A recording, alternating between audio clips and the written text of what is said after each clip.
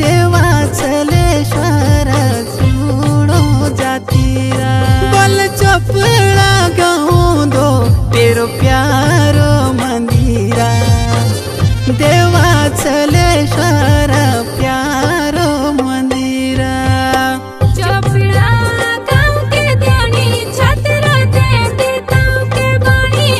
देवा मेरे छलेश्वर सुनो छतरा गाँव के बाणी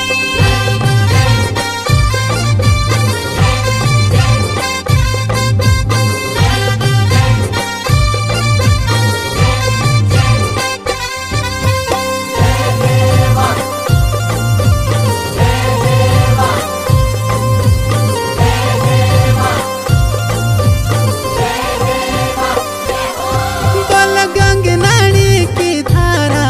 करें दो स्नाना जमुना के पानी करें दो स्नाना चपड़ा गाँव दो देवा तेरो थाना देवा चलेश्वर तीन तेरा थाना चपड़ा गाँव के ध्यानी छतरा दे देताओं के बाणी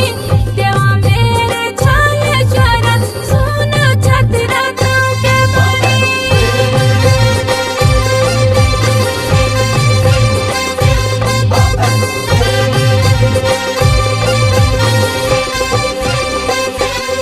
बल चोपड़ा गाँव की ध्यानी तेरी हारूला बना दी देवा चलेश्वर हारूला बना दी सुने को छतीर ताऊ भेंट चढ़ा दी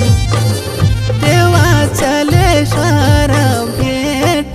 चढ़ा दी चपड़ा गाँव के ध्यानी छतरा दे देताओं के बाणी देवा मेरे छलेश्वर सुनो छतरा गाँव के बाणी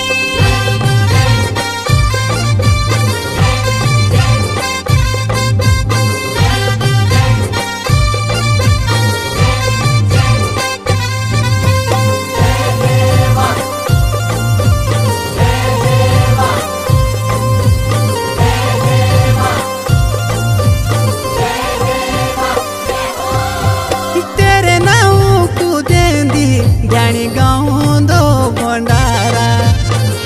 देवा चलेश्वर गाँव दो भंडारो आशीर्वाद तो चाहिए सभी ध्यान से तुम्हारो देवा चलेश्वर ध्यान से तुम्हारो चपड़ा गाँव के ध्यानी छतरा दे देताओं के बाणी देवा मेरे छलेश्वर सुनो छतरा गाँव के बाणी